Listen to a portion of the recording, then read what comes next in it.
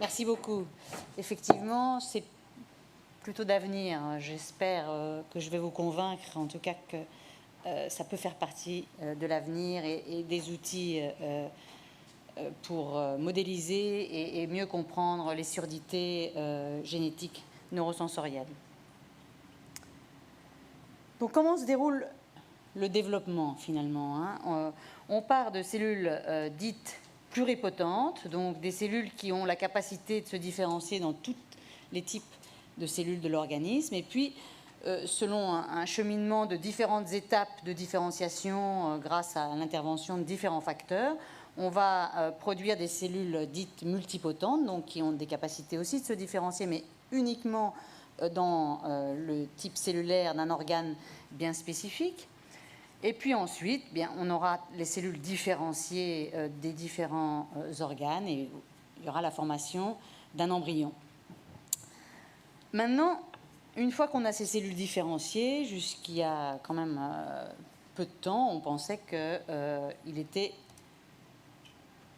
quasi impossible de se retransformer en cellules pluripotentes, et donc le mythe de la jeunesse éternelle, on va dire, est resté entier. Cependant,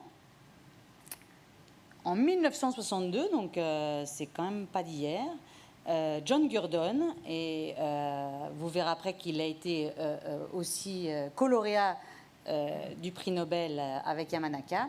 Donc en 1962, John Gurdon a fait une expérience assez extraordinaire, montrant que les cellules déjà différenciées gardaient une capacité à régénérer des cellules embryonnaires et régénérer un organisme complet. Donc qu'est-ce qu'il a fait, Gurdon?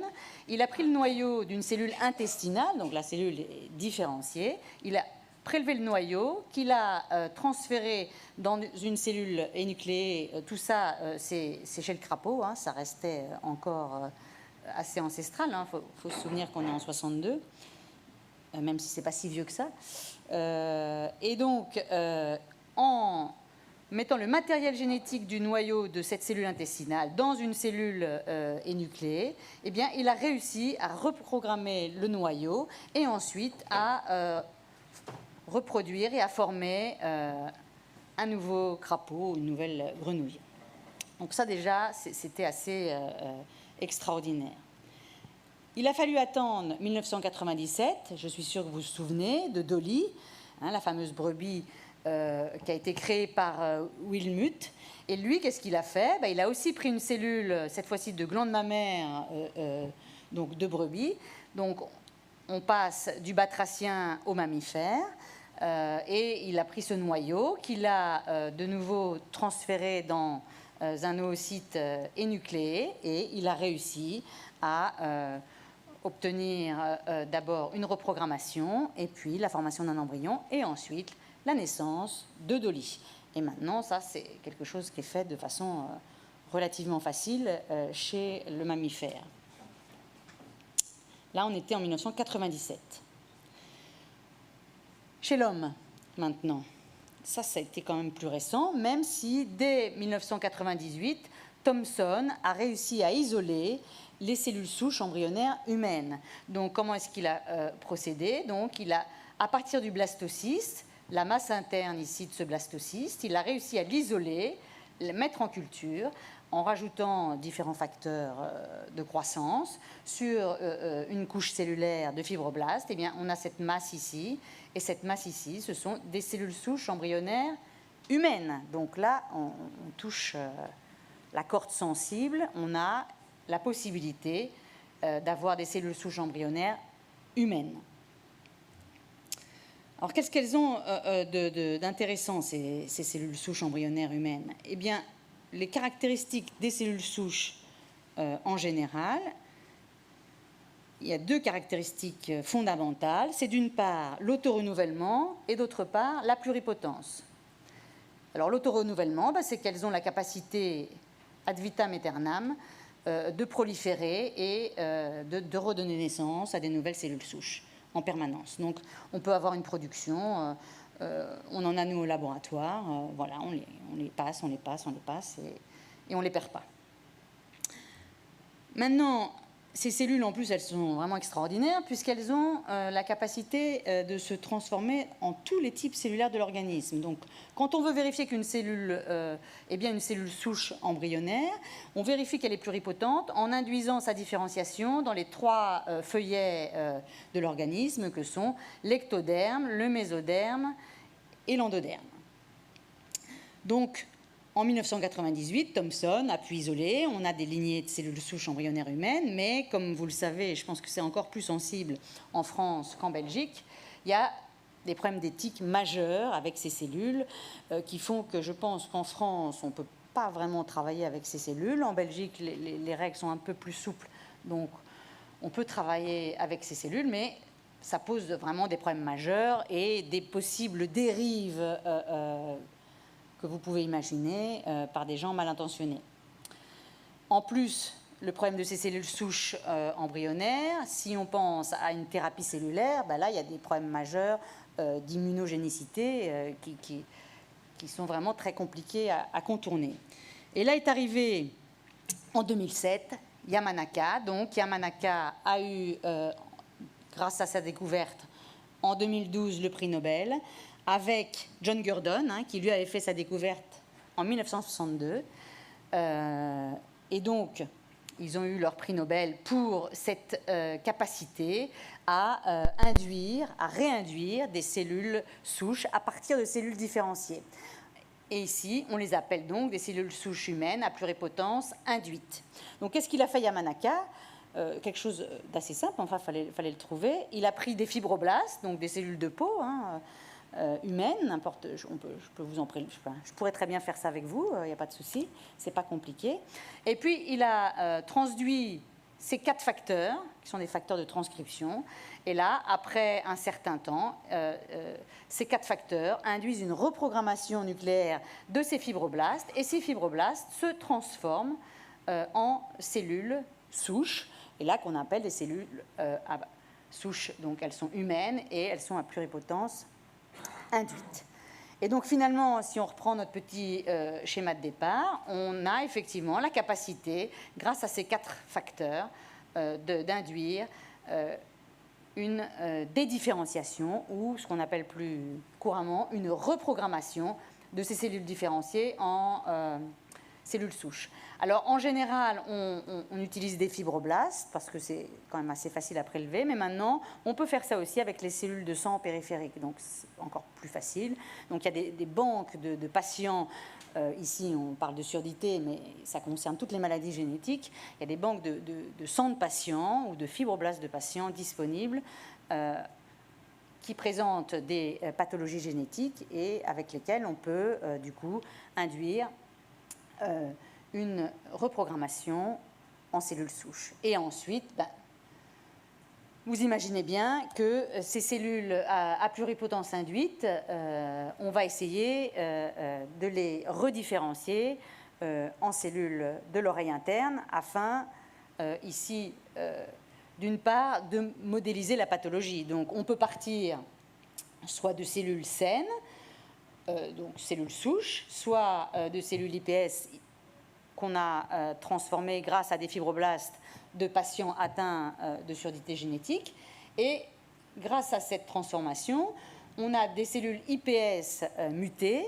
Et ces cellules iPS, eh bien, on peut, en utilisant des différents protocoles, on va en parler bientôt, on peut les différenciées en cellules de l'oreille interne. Et du coup, on a des cellules de patients différenciées qui ont les mêmes propriétés que nos cellules de l'oreille interne. Donc ces cellules servent d'une part pour modéliser la surdité, mais également elles ont une très grande utilité, et de plus en plus, mais tout ça est en cours de développement, pour le criblage de nouveaux médicaments. De nouveau, elles ont un avantage extraordinaire par rapport à tout ce qu'on peut utiliser en recherche préclinique, c'est qu'elles sont humaines. Et qu'elles sont humaines, mais qu'elles ne sont pas cancéreuses, parce qu'on travaille beaucoup en recherche préclinique, soit chez l'animal, soit avec des cellules dites des lignées. Et là, ce sont des lignées cancéreuses, donc avec une machinerie intracellulaire qui s'éloigne complètement de la machinerie à disposition dans les cellules différenciées. Donc là, ici, on aurait des cellules d'intérêt qui permettrait de vérifier que quand on veut mettre un nouveau médicament sur le marché, il ne présente pas une toxicité à la fois pour l'oreille interne, mais pour plein d'autres organes. Et en plus, également, on peut tester alors la toxicité. Soit on peut découvrir de nouvelles molécules qui permettent la différenciation dans les cellules d'intérêt, soit on teste la toxicité de ces molécules. Et vous savez, ou vous ne savez pas, mais qu'il y a énormément de médicaments qui sont arrêtés en cours de recherche pour leur toxicité. Donc ça présente un intérêt majeur. Et encore une fois, si on fait ça sur des cellules de souris ou sur des lignées, on n'aura pas forcément les mêmes résultats que sur des cellules humaines, simplement parce que la machinerie n'est pas la même. Donc on a un modèle ici bien plus proche de la réalité. Et puis alors pour un futur un petit peu plus éloigné, mais qui pouvait paraître complètement illusoire il y a 5-10 ans et qui maintenant prend tout son intérêt, c'est une potentielle utilisation en médecine régénérative et donc en thérapie cellulaire. Au niveau de la cochlée, il y a un problème d'accessibilité majeur, mais c'est déjà envisagé pour d'autres organes, notamment au niveau cardiaque. Et je reste persuadée que dans les 10 ans, ça va exploser. Donc, dans cette présentation, maintenant, je vais m'atteler à vous parler de ce qu'on fait au laboratoire et qui concerne la modélisation de la pathologie. Mais enfin, en fin de compte, donc, on part de cellules de donneurs sains ou de patients, donc de fibroblastes, qui sont normaux mutés. On a des IPS, donc on les reprogramme, et puis on doit les différencier. Et finalement, tout ce protocole et tout ce cheminement est absolument nécessaire pour pouvoir faire les étapes 2 et les étapes 3. Je pense que je n'ai pas besoin de trop vous rappeler la structure de l'oreille interne, mais enfin, je me permets de le faire un tout petit peu pour que vous puissiez comprendre les images que je vous présenterai après. Donc, au niveau de la cochlée, il y a l'organe de Corti avec les cellules ciliées. Donc ici, une rangée de cellules ciliées internes et 3 rangées de cellules ciliées externes. Et puis alors, les connexions neuronales avec les neurones du ganglion spiral.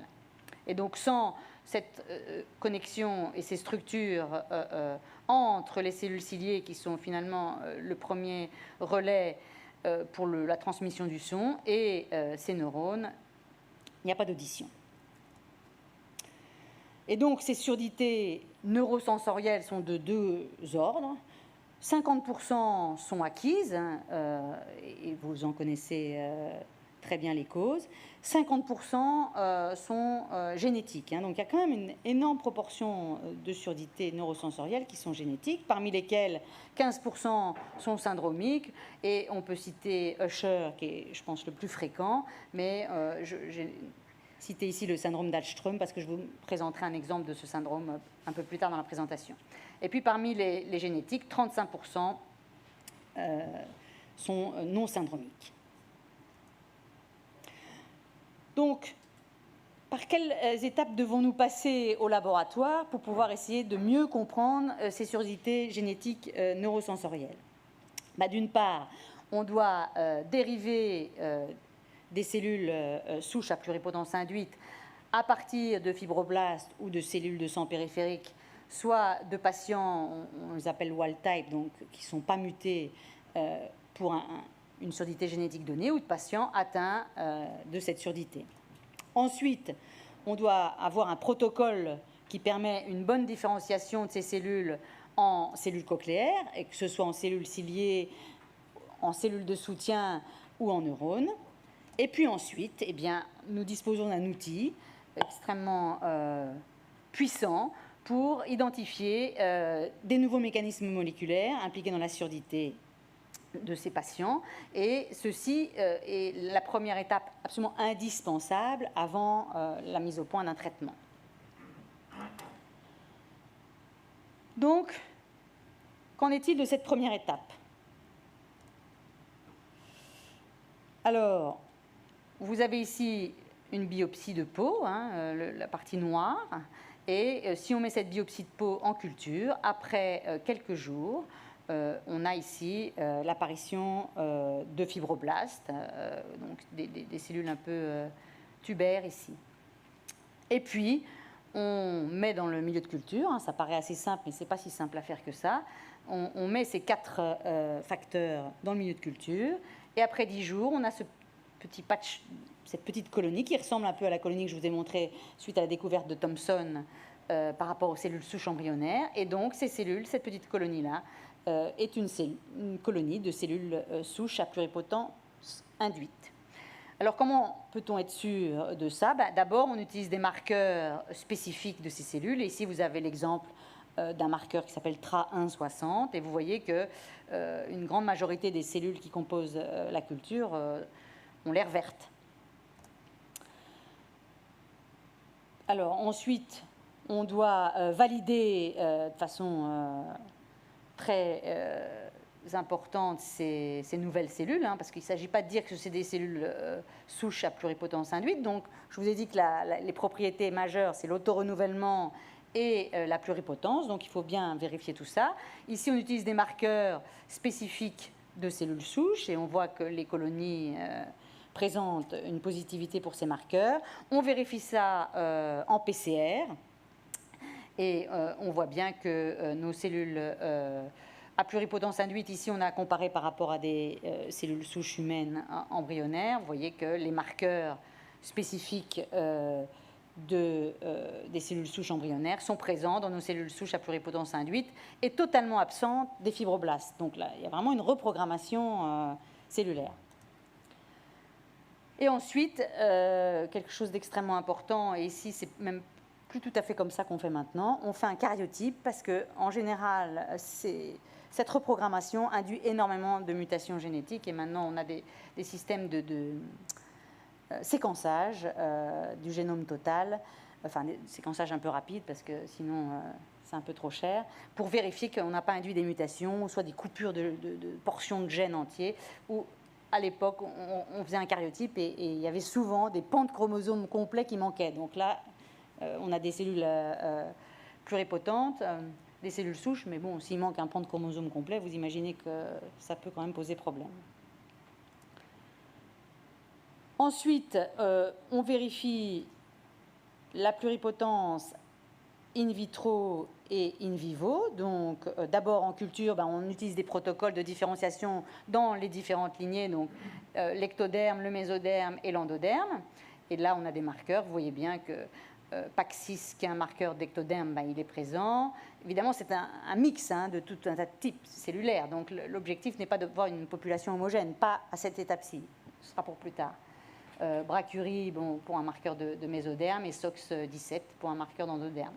Et puis alors on prend ces cellules à pluripotence induite et on les injecte à des souris nudes pour vérifier qu'in vivo, il y a la formation de tératomes. Et dans ces tératomes, on essaie de voir si on a des cellules originaires des 3 feuillets. Et vous avez ici un exemple, par exemple, d'adipocytes donc, qui sont d'origine mésodermale. Ici, une rosette d'endoderme et là, une rosette d'ectoderme. C'est un peu comme ça qu'on fait quand on veut avoir des cellules du système nerveux central.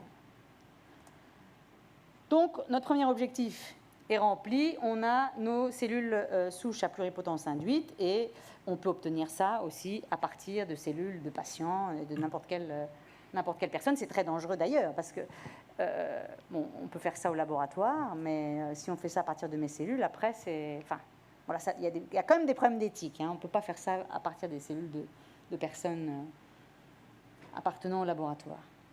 C'est quand même très encadré. L'étape suivante, maintenant, c'est d'induire notre différenciation en cellules de l'oreille interne. Et donc, on a procédé en 2 étapes.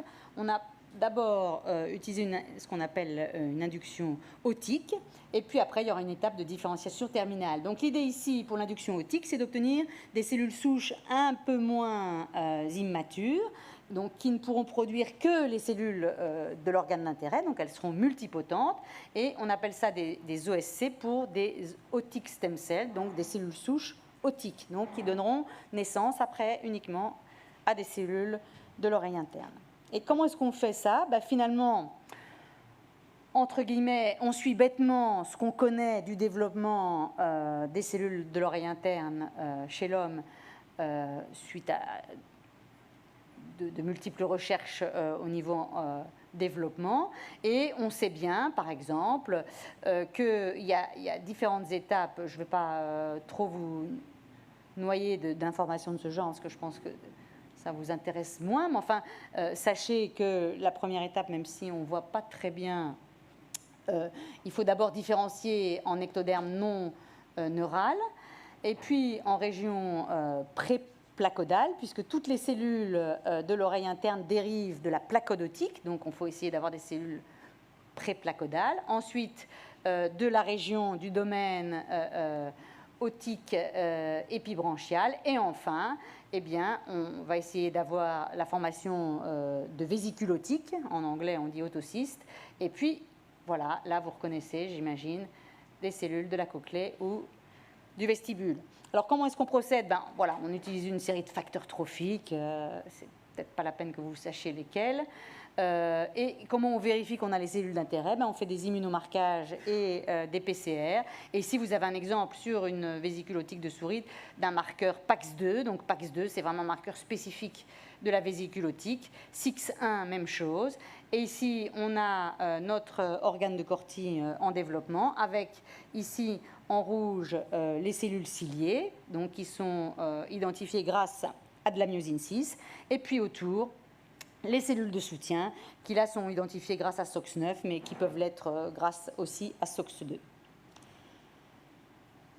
Donc, on a effectué, on a mis nos cultures IPS dans une boîte de pétri, on a pris les facteurs trophiques nécessaires pour essayer d'induire la formation de cellules souches otiques, et puis on a prélevé, après 6 jours de culture, 9 jours, 20 jours, des échantillons, et on a fait un marquage PAX2, qui est un marqueur spécifique de progéniteur otique. Et vous voyez ici que à J0, les IPS, elles sont absolument pas positives, et puis progressivement, il y a un enrichissement dans nos cellules d'intérêt.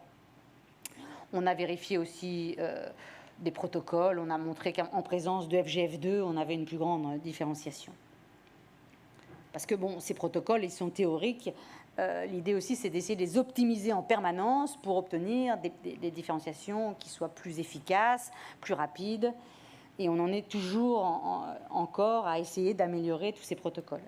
Alors, il existe d'autres facteurs. Donc, je vous ai parlé, je viens de vous montrer PAX2, mais il y a PAX8, SIX1, SOX2. Je ne rentre pas dans les détails ici, mais vous pouvez voir qu'elles sont PAX2 et PAX8. Par contre, elles sont très peu PAX6, et ça, c'est heureusement, parce que PAX6 est un marqueur d'ectoderme neural. Donc, je vous ai dit qu'il fallait s'orienter vers de l'ectoderme non neural, et donc pas vers de l'ectoderme neural. Sinon, là, on fait créer des cellules très intéressantes du cerveau, mais ce n'est pas ce qui nous intéresse ici. Donc, on voit qu'il y en a peu qui sont PAX6. Ici, on a fait des quantifications, et vous pouvez voir qu'en plus, au fur et à mesure du temps qui s'écoule, on a un enrichissement dans ces cellules. Donc, notre protocole a l'air de fonctionner. Alors, ce qu'on a voulu aussi vérifier, et ça c'est extrêmement important pour le travail au quotidien, c'est qu'on avait cette cette population de cellules souches otiques, et est-ce que ces cellules, on pouvait les passer? Je vous ai dit que là, les cellules IPS, on les passe, donc quand la croissance est trop forte, on les détache et on les met dans plusieurs boîtes différentes pour qu'elles soient moins chargées, que la densité soit moins forte et qu'elles puissent continuer à proliférer. On voulait savoir si ces cellules souches otiques, on pouvait faire la même chose, et surtout on pouvait les congeler, les décongeler. Donc après, ça nous évite de repartir de ce protocole-là. Il s'est déjà écoulé 20 jours. Vous allez voir que le protocole de différenciation, ça c'est l'inconvénient majeur des cellules, du travail sur cellules souches humaines, c'est que les timings sont décuplés. Mais enfin, c'est pas étonnant puisque la grossesse dure 9 mois. Chez une souris, comment dirais-je, l'ensemble du phénomène dure 21 jours. Donc, automatiquement, les timings chez l'homme sont rallongés.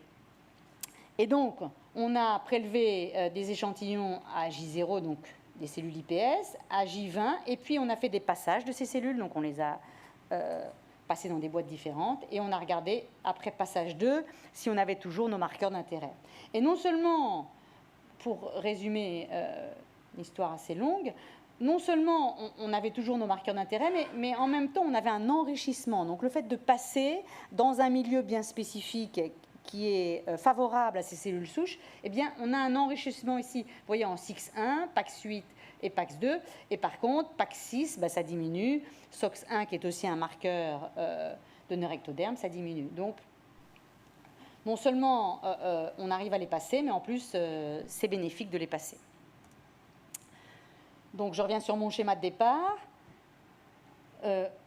On a donc... on avait nos IPS, on a maintenant ce qu'on appelle nos OSC, donc nos cellules souches otiques. Maintenant, il faut arriver à essayer d'obtenir des cellules ciliées, des cellules de soutien et peut-être des neurones. Alors, de nouveau, on a utilisé un protocole bien spécifique. Je ne rentre pas dans les détails, mais je peux juste vous montrer ici qu'on a obtenu, après 10 jours de mise en culture de ces cellules souches otiques, des espèces de rosettes comme ça, une organisation un petit peu en cœur, avec des cellules positives pour ATO1 et myosine 6, et donc des cellules positives pour des marqueurs de cellules ciliées.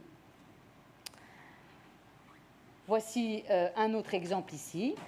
Voilà, c'est vraiment une formation de petites rosettes avec des cellules ciliées en leur sein.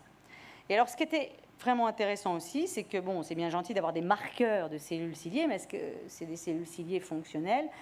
Fonctionnelles, il faudrait qu'il y ait des connexions avec des neurones pour être sûr qu'elles soient vraiment fonctionnelles, mais on a utilisé quand même ici un marqueur qui s'appelle le FM143. Le FM143 ne rentre, donc c'est un agent fluorescent qui ne rentre que dans les canaux mécanosensoriels des cellules ciliées. Donc, vous savez qu'il y a la partie apicale des cellules ciliées, il y a des stéréociles qui possèdent des canaux mécanosensoriels. Le FM143 ne rentre que dans ces cellules.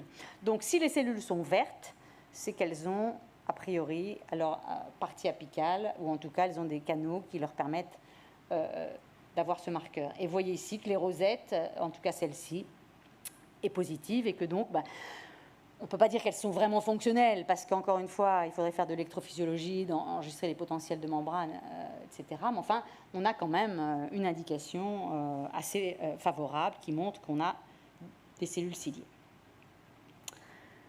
Donc, en conclusion de cette première partie, on peut produire des IPS saines ou pathologiques. Ces IPS, elles se différencient en une population homogène de progéniteurs otiques. Et on a la formation de rosettes après 10 jours de différenciation. Ce que je ne vous dis pas ici, c'est que malheureusement, l'efficacité de cette différenciation, elle n'est quand même pas la plus formidable du monde. Là, je vous ai montré des beaux exemples, mais ce n'est pas tout le temps comme ça. Et malheureusement, il faut qu'on puisse améliorer cette efficacité de différenciation. Et un des moyens actuels, et qui n'est pas du tout irrelevant si on se base sur le développement humain, c'est de développer la différenciation en 3 dimensions, puisque vous savez très bien que la cochlée, et même l'organisme est en 3D, mais la cochlée, comme l'oreille interne, c'est vraiment une structure qui a besoin de sa 3e dimension, et vraisemblablement besoin de ça pour se différencier correctement.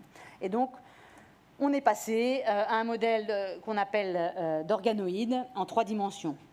Alors, ça ressemble à ça sur un schéma que j'ai repris d'un article très récent.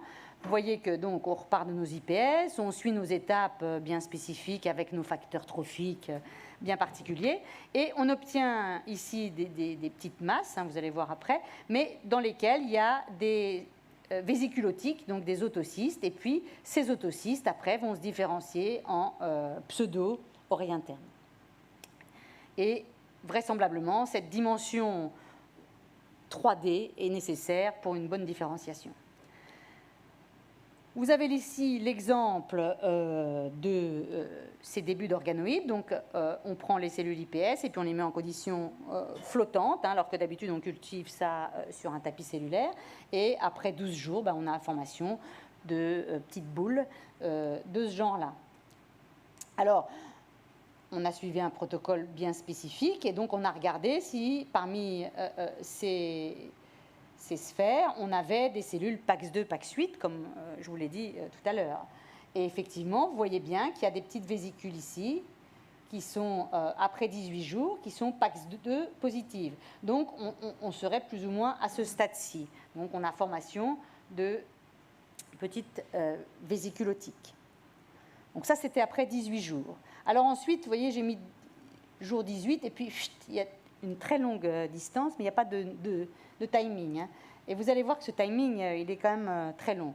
Donc après 68 jours de différenciation, on a utilisé notre marqueur myosine 6, et vous voyez là des cellules qui ont vraiment une forme caractéristique de cellules ciliées avec un noyau un peu basal et un long pied apical. Donc on en a quelques-unes qui apparaissent à certains endroits. Mais plus intéressant encore, après 90 jours, donc 3 mois de culture, là, non seulement on a toujours nos cellules myosines, on a en dessous des cellules de soutien, donc c'est les noyaux rouges ici, SOX2. Et puis alors, on a fait un marquage de neurones, et on aperçoit ici ce qui pourrait ressembler à des connexions neuronales. Ici, c'était un autre exemple pour vous montrer que on n'a pas ça une seule fois, on a ça de manière assez régulière. Je crois que la vidéo ne va pas marcher parce qu'on a changé d'ordinateur, à moins que... Ah oui, ça marche. Et alors là, c'est juste pour vous montrer une image que j'adore, où vous voyez la cellule ciliée, et en blanc, c'est un marqueur neuronal. Ben, là, on a quand même vraiment l'impression qu'il y a la formation d'une synapse. Hein. Donc on aurait, dans nos cultures 3D, des cellules ciliées, des cellules de soutien et des synapses avec des neurones. Ça commence quand même à ressembler à quelque chose d'intéressant. Ben donc, il me semble qu'on a bien rempli cette deuxième tâche, ici, de concevoir le protocole qui permet la différenciation, même si on s'attelle toujours à identifier des facteurs qui permettraient d'accélérer, qui permettraient d'obtenir une meilleure différenciation, parce que, encore une fois, on n'a pas systématiquement les belles images comme celles que je viens de vous montrer. Mais maintenant, on s'attelle à identifier des nouveaux mécanismes moléculaires impliqués dans certaines surdité héréditaires. Mais pour ça, il y a quelque chose à faire avant. Et là, c'est là qu'intervient une autre technique qui a aussi donné naissance à un prix Nobel. Donc, on est là dans des technologies quand même qui n'existaient pas il n'y a pas si longtemps. Et on a dû faire appel à la technologie de CRISPR-Cas. Je pense que vous avez entendu parler, ou en tout cas entendu parler du prix Nobel obtenu par Emmanuelle Charpentier et Jennifer Doudna. Hein. Doudna est américaine, Charpentier est française. Et donc, qu'est-ce qu'elles ont réussi à montrer? C'est ce système de CRISPR-Cas, elles l'ont appliqué aux cellules de mammifères. Et en fait, en quoi ça consiste? Ça s'appelle des ciseaux moléculaires. Donc, c'est un système absolument génial, parce que c'est spécifique. Donc, on a une enzyme qui s'appelle la Cas9, pardon. Et puis, alors, on a un ARN guide. Donc, cet ARN guide, il est spécifique de l'ADN et de la portion d'ADN qu'on veut couper. Et puis, alors, l'enzyme Cas9, elle va se balader le long de l'ADN. Et puis, quand elle va rencontrer la séquence d'intérêt, et hop, elle va induire une coupure double brin de l'ADN. Donc ça, c'est tac, au bon endroit, exactement où on veut. Et donc, qu'est-ce qui peut se passer ensuite? Il peut se passer deux choses. Si on ne fait rien de spécial, l'organisme est quand même relativement bien fait, parce que des cassures d'ADN double brin, rien qu'ici, en allant au bord de la piscine, vous en avez de manière assez régulière. Ça casse, ça casse, ça casse. Heureusement, il y a des réparations. Donc, ça s'appelle la réparation par jonction d'extrémités non homologues. Le problème parfois de ces réparations, c'est qu'elles peuvent induire des mutations. Et puis, ça peut être parfois comme ça que se génèrent certains types de cancers. Et donc, ce n'est pas ça qu'on veut ici. Ce qu'on veut ici, c'est donc avoir une lignée isogénique. Donc, on veut pouvoir étudier la mutation d'une surdité neurosensorielle, mais on veut avoir les mêmes cellules qui soient saines. Pourquoi on veut faire ça? Parce que si on voit qu'il y a un problème de différenciation, par exemple, en cellules ciliées, on veut être sûr que c'est lié à la mutation et pas lié au fait qu'on compare un individu à un autre. Et on sait très bien que d'un individu à l'autre, on n'a pas les mêmes matériels génétiques et donc les mêmes capacités. Donc, pour faire ce genre de travaux, c'est absolument maintenant obligatoire et indispensable d'avoir des lignées isogéniques. Donc, on n'a pas le choix d'utiliser le CRISPR-Cas. Donc, on a deux possibilités. Soit on prend les cellules de patients malades, et on les transforme en cellules saines, soit on fait le contraire, on prend des cellules saines et on génère une mutation. Au laboratoire, on va plutôt faire, enfin c'est ce qu'on a fait jusqu'à maintenant, générer une lignée saine. Donc qu'est-ce qu'on fait? On a un plasmide, donc on fait notre coupure à l'endroit d'intérêt, et puis on a un plasmide qui contient l'ADN, mais cette fois-ci avec la bonne séquence, et grâce à cette coupure, on a ce qu'on appelle une recombinaison homologue, et donc on se retrouve avec la correction de la mutation de façon très précise. Alors, donc maintenant, pour vous donner un exemple, je vais vous parler de deux types de surdité neurosensorielle qui sont toutes les deux liées à la mutation de gènes centrosomaux. Il y a d'une part la mutation du gène ALMS1, donc, qui est à l'origine du syndrome d'Alström. Et dans le syndrome d'Alström, vous voyez qu'il y a énormément de pathologies, dont une surdité neurosensorielle. Et puis la mutation de CDK5-RAP2, qui principalement donne naissance à une microcéphalie, mais également à une surdité neurosensorielle. Donc ici, on a deux gènes qui, finalement, le seul point commun au niveau des mutations, c'est la surdité neurosensorielle. Mais on ne connaît absolument pas les mécanismes de cette surdité neurosensorielle, comment elle est générée et pourquoi. Donc, d'où l'intérêt de nos cellules IPS. Qu'est-ce que le centrosome? Le centrosome, il est indispensable pour la division cellulaire et pour la genèse du cyle primaire des cellules. Et pour faire simple, au niveau du cycle cellulaire, le centrosome, c'est un organisateur majeur des microtubules, et donc la progression du cycle cellulaire, donc la division cellulaire, ne se fait pas correctement si ce centrosome n'est pas efficace.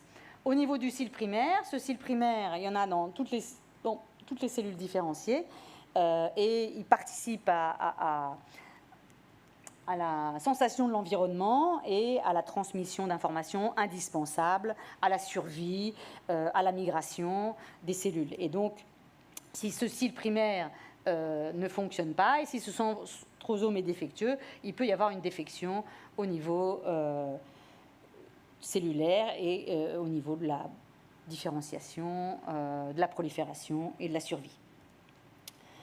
Alors, on a d'abord regardé si nos deux protéines d'intérêt étaient présentes dans les cellules de l'organe de Corti. Et ici, les petits points jaunes, vous voyez qu'ALMS1 est présent dans toutes les cellules et que CDK5-RAP2 est aussi présent dans l'organe de Corti en développement. Donc, on a nos cellules IPS qu'on a générées. Maintenant, il a fallu qu'on corrige, parce que tout ça, ça paraît magique, hein, mais ça prend énormément de temps. Hein. Je veux dire, faire une correction par CRISPR-Cas, ça ne se fait pas comme ça en claquant des doigts. Ce ne sont pas des ciseaux au sens strict du terme. Hein. Il faut quand même compter entre 3 et 6 mois minimum pour obtenir la lignée, plus toute la vérification derrière. Donc, c'est quand même un travail assez laborieux. Donc, on a nos plasmides avec notre Cas9, donc notre enzyme, notre ARN guide. Donc là, ici, on a construit un guide autour de la séquence ALMS1 qui était mutée. Et puis, on a notre ADN donneur qui représente la séquence ALMS1 correcte pour pouvoir restaurer et éditer la séquence. Donc, je vous épargne de tout ce détail d'informations, mais juste ici pour vous donner, donc ALMS1 est localisé dans le centrosome, vous voyez les petits points verts ici, on peut croire que c'est des artefacts, mais pas du tout. Ici, c'est la gamma-tubuline qui est un marqueur spécifique du centrosome pour vérifier que c'était bien un marquage et pas un artefact. Donc ça, c'est dans une lignée wild type. En ALMS, on ne voit pas parce qu'il y a les rayons du soleil, mais il n'y a pas de marquage ici et il y en a ici, donc ALMS1 a disparu. Et puis, dans la lignée isogénique, donc on a corrigé ici la mutation, donc il y avait un G, ça aurait dû être un C, vous voyez bien qu'on a restauré un C, qui était là au départ, et on a une réapparition de notre protéine. Donc, on a vraiment, clairement, créé une lignée isogénique. On a notre lignée isogénique d'IPS, on a notre lignée malade. Maintenant, on va un peu regarder ce qui se passe au niveau des différentes possibilités. Et donc, je vous ai dit que quand on a un problème de centrosome, eh bien, on peut avoir un problème de prolifération, un problème de mort cellulaire, de différenciation prémature, de ciliogénèse qui n'est pas correcte. Enfin, il y a plein de possibilités. Donc, ce qu'on a fait, c'est qu'on a regardé ce qui se passait dans nos différentes lignées. On a créé aussi, je vous ai parlé d'ALMS1, mais on a fait la même chose pour CDK5-RAP2, et on a regardé un peu ce qui se passait au niveau du centrosome, puisque ce sont des protéines centrosomales. Et ce qu'on a pu remarquer pour pour CDK5-RAP2, c'est qu'on avait une diminution drastique de l'expression de la gamma-tubuline. La gamma-tubuline, c'est une protéine absolument indispensable pour le centrosome. Ici, on a quantifié cette diminution. Ici, on ne voit pas bien les marquages, donc je ne les décris pas tellement. Pour ALMS1, on n'a pas du tout la même chose. On a plutôt des protéines qui sont présentes autour du centrosome qui disparaissent. Donc, on a une absence de péricentrine et de CNAP1. Ce sont deux protéines indispensables au matériel péricentriolaire. Et donc, ces protéines disparaissent. Donc, dans les deux cas, on a des problèmes différents, mais on a des problèmes vraisemblablement de fonctionnalité du centrosome. Qu'est-ce que ça implique? Eh bien, on a regardé les distances entre deux centrioles parce qu'on sait bien que cette distance est très importante au moment de la division cellulaire, et on s'est rendu compte que quand ALMS1 était muté, cette distance augmentait. S'il y a une distance qui augmente quand il y a les différentes phases du cycle cellulaire, vraisemblablement, ça va poser problème au niveau du cycle cellulaire. Et donc, on a regardé la prolifération de ces cellules, et là, par contre, quand on regarde, il n'y a pas de différence, il n'y a pas de problème de prolifération majeure de ces cellules IPS de patients ALMS ou atteints de CDK5-RAP2 mutés. Donc ça veut dire que, étonnamment, il y a quand même une prolifération de nos cellules souches. On a ensuite voulu s'intéresser à savoir si la différenciation était modifiée. Donc, on a refait notre protocole en 3D, mais cette fois-ci en comparant nos lignées malades et nos lignées isogéniques. Et vous pouvez constater que même si on a des petites différences, il n'y a pas de différence significative, on a bien l'obtention de petits patchs PAX2 positifs. Donc, ça se fait, la différenciation en progéniteur se fait correctement. On a regardé ensuite des marqueurs immatures de cellules ciliées, donc à 68 jours de différenciation, et on peut voir ici qu'on a, c'est un autre marqueur POU4F3, on a des cellules ciliées, que ce soit pour des cellules mutées pour ALMS1 ou CDK5-RAP2, donc visiblement en cellules ciliées immatures, pas de problème. Après 125 jours, ici pour ALMS1, on voit vraiment des belles petites rosettes, donc là, avec un marquage myosine, on a fait une phalloïdine au centre parce que ça permet, c'est un marqueur spécifique d'actine, donc ça permet de voir les stéréocytes. Donc, la différenciation quand il y a ALMS1 muté semble se faire vraiment très très bien. Par contre, quand CDK5-RAP2 est muté, là, ça devient la bérésina. Donc, on arrive quand même à avoir des cellules ciliées immatures, mais derrière, des marqueurs de cellules ciliées matures, on n'obtient rien. Et si on compare la taille des organoïdes de patients sains et mutés pour CDK5-RAP2, je pense que vous voyez que la taille est complètement différente. Donc, il y a vraisemblablement un problème de survie de ces cellules, puisqu'au départ, elles se différencient correctement. On est encore en train d'étudier ce phénotype, parce qu'on n'a pas encore réussi à trouver et à savoir pourquoi c'était si petit. Maintenant, on sait bien qu'il y a une microcéphalie, donc, et on sait bien que dans le cerveau, il y a une apoptose de ces progéniteurs, donc peut-être que c'est le même mécanisme au niveau de l'oreille interne. Une petite animation un peu ratée. Donc, en conclusion de cette partie, on voit bien qu'on a étudié finalement deux protéines centrosomales, deux mutations qui aboutissent à des pathologies différentes, mais pour lesquelles il y a une surdité neurosensorielle. Et grâce à ces organoïdes, on a pu quand même se rendre compte de différences entre les deux. D'une part, pour LMS1, la prolifération est normale, la différenciation semble tout à fait normale. Donc, est-ce qu'il y a une mort tardive? Mais on est déjà à 125 jours de différenciation, donc voilà, ça prend du temps. Par contre, on a vu au niveau moléculaire qu'il y avait des problèmes d'expression de matériel péricentriolaire et qu'il y avait une augmentation de la distance intercentriolaire, mais pour l'instant, on n'a pas encore d'explication claire sur ce que ça implique derrière.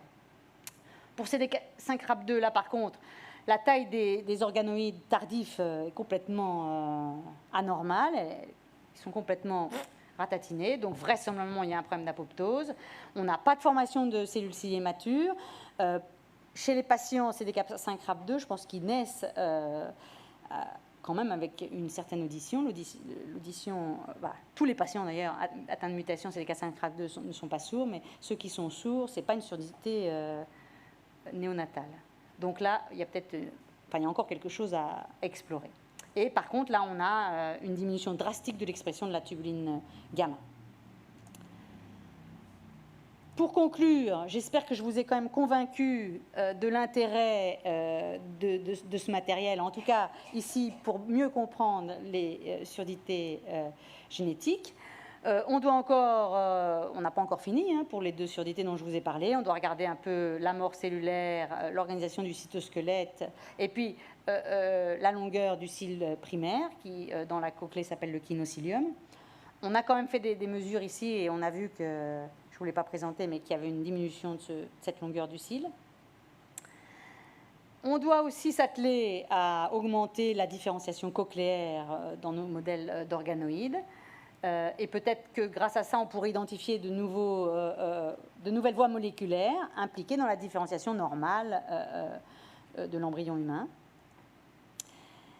On n'a pas beaucoup parlé des neurones, mais c'est quelque chose de vraiment fondamental. Il n'y a pas de marqueur spécifique, parce que chaque fois on me demande est-ce que tu arrives à obtenir des neurones du ganglion spiral. Il n'y a pas de marqueur spécifique des neurones du ganglion spiral par rapport aux autres types de neurones périphériques. Donc c'est très compliqué si on ne sait pas comment les identifier clairement.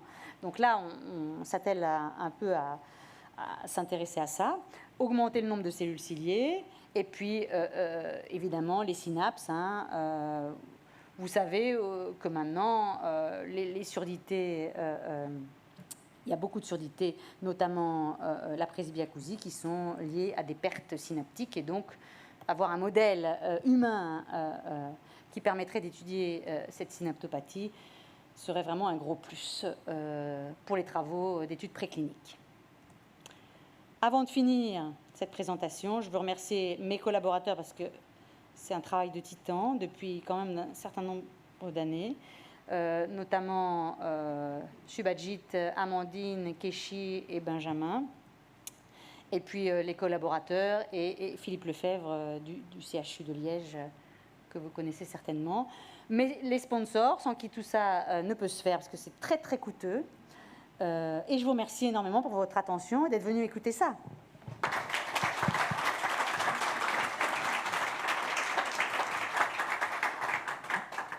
Merci beaucoup pour cette magnifique présentation, ces magnifiques images. Ça résume un travail monumental, manifestement. Il y a encore beaucoup de choses à faire, mais quel espoir pour l'avenir, quel espoir pour l'humanité, en fait, en général. Merci beaucoup. Je pense que ça va... Merci. Il y aura certainement quelques questions.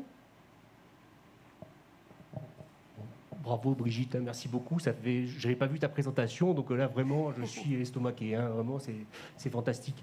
Alors moi j'avais une question à te poser, enfin plusieurs questions à te poser. Au niveau synapse, est-ce que vous avez essayé de faire des marquages de synapses un peu plus matures comme CTBP2 et GLUR2-3 justement pour voir si... On est en cours évidemment. C'est la première chose. Et puis après, il faudra pouvoir un peu mettre des électrodes. On demandera à Montpellier de nous aider. Mais voilà. Avec plaisir. Avec un projet comme ça, on serait bête de refuser. Et après, ma deuxième question. Alors, on voit qu'il y a un très gros potentiel sur le diagnostic génétique parce qu'aujourd'hui, dans les diagnostics moléculaires à haut débit, on voit beaucoup de mutations qui sont des variants rares et on ne sait pas s'ils sont pathogènes ou pas. Et on voit qu'effectivement, sur ce type d'approche IPS, on peut peut-être avoir une idée sur la physiopathologie d'un variant qui pourrait être une vraie mutation. La question derrière, c'est est-ce que tu penses que ces processus d'organoïdes peuvent s'automatiser ou se faire à haut débit? Parce que là, on voit bien que c'est quand même, ça nécessite beaucoup de travail, que c'est un peu artisanal et que dans les diagnostics moléculaires, c'est impossible à faire. Nous, on a un petit laboratoire, donc l'automatisation, c'est pas pour demain. Par contre, chez ISTEM, au Génopôle à Évry, ils ont des robots. Hein.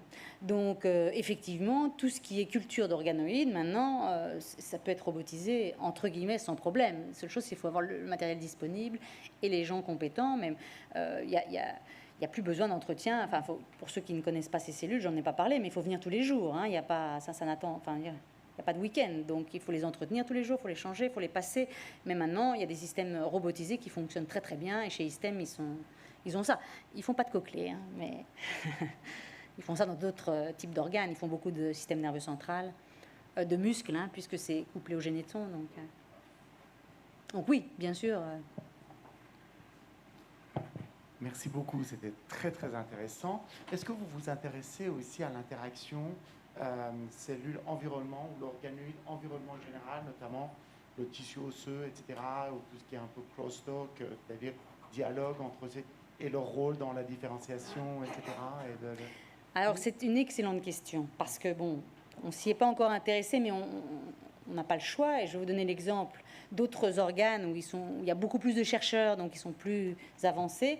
Au niveau du système nerveux central, maintenant, ils arrivent à faire des organoïdes avec de la vascularisation.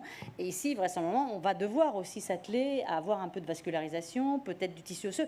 Mais les IPS, elles donnent tout. Le problème, c'est d'avoir le bon protocole, efficace, qui donne une population homogène et reproductive. Parce que ces organoïdes, ils sont bien gentils, mais c'est pas toujours reproductif. Enfin, c'est vraiment pas reproductible. D'une culture à l'autre, vous savez pas... Enfin, à mon avis, c'est un peu comme un élevage d'orchidées. Un jour, ça marche pas, vous savez pas pourquoi. Donc, voilà. Mais la question est extrêmement pertinente. C'est clair qu'il faudra s'y intéresser.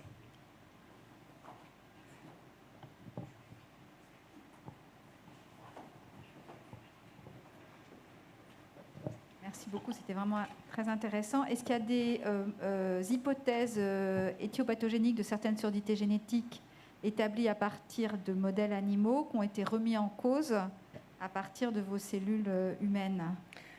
Au niveau de la cochlée, non pour l'instant, parce qu'on est très peu de groupes à travailler avec ça, mais dans d'autres types d'organes, oui, tout à fait, absolument. Et il y a même un article récent, mais c'était dans le syndrome de Pendred, donc c'est pas... Et là, ils ont montré avec les organoïdes qu'il y avait un rôle d'un autre type cellulaire que ce qui se passait chez la souris. Le problème des souris aussi, d'abord, le gène n'est pas toujours le même chez la souris. Alors maintenant, on fait des souris, ce qu'on appelle humanisées, c'est-à-dire qu'on prend les manipulations génétiques ont progressé aussi. Je vous l'ai montré avec le CRISPR. On fait des souris CRISPR maintenant. Donc, qu'est-ce qu'on fait? On prend le gène humain, enfin la portion de gène qui nous intéresse, et flaf, avec la mutation humaine, on le met chez la souris. Mais on se rend compte, et nous, on travaille sur un autre gène qui s'appelle NETCAT2. On a nos lignées de patients, et on a la souris avec la mutation humaine. La souris avec la mutation humaine, elle est normale. Voilà. Donc, très difficile de travailler là-dessus. Et la plupart des modèles murins, c'est souvent des chaos complets. Donc, le gène est détruit. Il n'est pas avec une mutation. Ici, ce sont des mutations. Et parfois, les mutations, qu'est-ce qu'elles font? Elles ne font pas disparaître forcément la protéine. Elles peuvent faire... induire la production de protéines mutées qui ont des rôles différents de la protéine native et qui, du coup, le modèle murin KO, enfin invalidé total, ne reproduit absolument pas la pathologie humaine. Mais en plus, même si on met la mutation humaine chez la souris, ça ne reproduit pas toujours la pathologie humaine. Maintenant, je veux quand même rajouter qu'ici, on n'est pas in vivo, donc on ne sera jamais. Enfin, je pense que c'est complémentaire des modèles animaux. Hein, les anti-vivisectionnistes qui disent il n'y a qu'à utiliser ça. Vous voyez les timings en plus. Là, ils disent n'importe quoi. C'est complémentaire. C'est vraiment complémentaire des modèles murins. Mais ça a tout son sens quand même.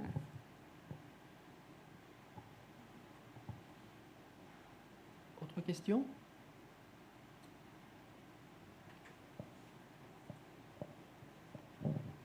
Bien, bravo pour cette présentation qui, pour quelqu'un de non initié, est très complexe.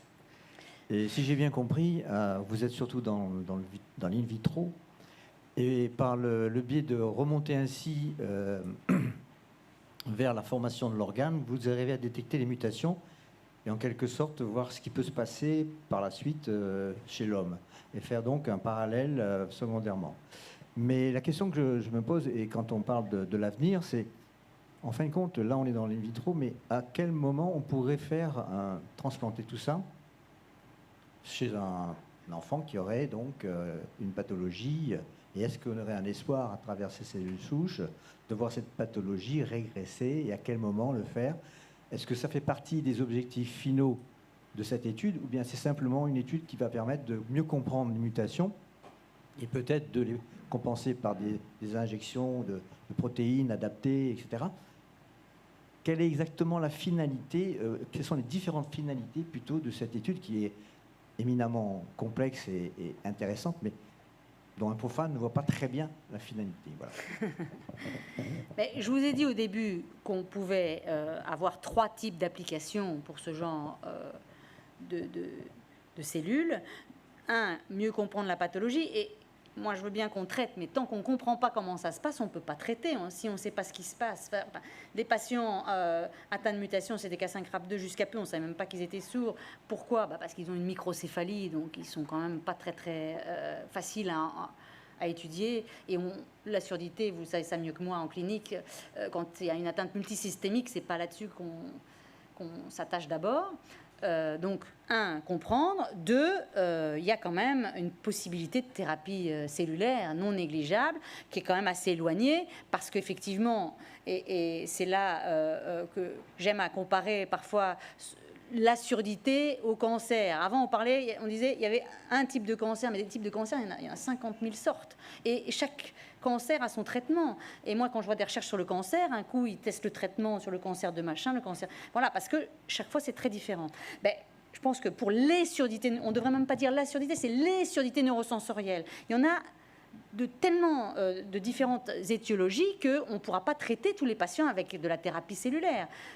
Donc on pourra s'atteler. Si par exemple on sait que chez le patient il n'y a pas de formation de cellules ciliées, on pourrait imaginer, mais évidemment pas la semaine prochaine, ni dans les 5 ans, mais dans les 10 ans, vraisemblablement oui, on pourrait très bien injecter localement des progéniteurs otiques dont on sait que dans un environnement favorable, ils se différencient en cellules ciliées, ou éventuellement même injecter des pré-cellules ciliées.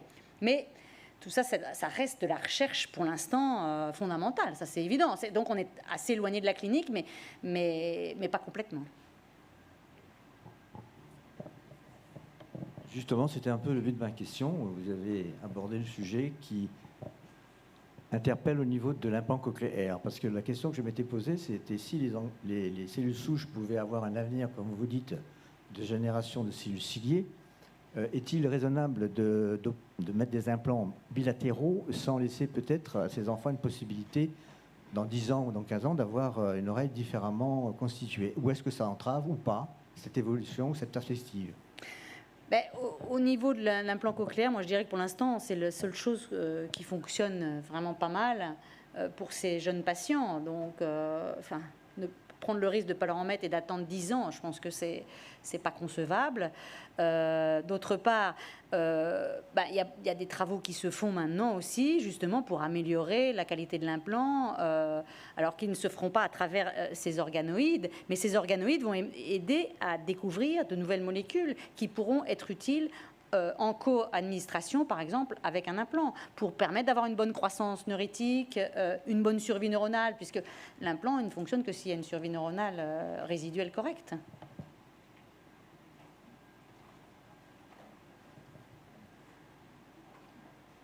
D'autres questions? En tout cas, merci beaucoup. C'était vraiment une belle présentation. Et ça laisse beaucoup d'espoir, en fait. Beaucoup d'espoir sur l'avenir de la médecine. Cette médecine qui est en permanence évolution. Et c'est bien de voir ces recherches qui nous permettent de voir ce qu'on pourra faire plus tard, même si on ne sait pas encore l'utiliser maintenant. Mais il y aura certainement encore des évolutions, il y aura certainement plein de choses. Et c'est vrai que pour les implants cochléaires, les enfants qui ont besoin d'entendre, c'est aujourd'hui, c'est pas dans 10 ans, c'est pas dans 15 ans. Ils ont besoin d'avoir une vie normale, un langage normal, etc. Donc, en fait, il y a de la place pour tout. Et je pense que c'est un peu ce qu'il y a en médecine. Il y a de la place pour toutes les thérapeutiques. Et je vous ai montré John Gurdon. Hein. John Gurdon, 1962, son expérience. Hein. Il a eu le prix Nobel en 2012. Hein. Voilà. Voilà le timing de la recherche fondamentale par rapport à la clinique. Quoi, hein. Voilà. En tout cas, merci beaucoup. Merci beaucoup. Merci à vous.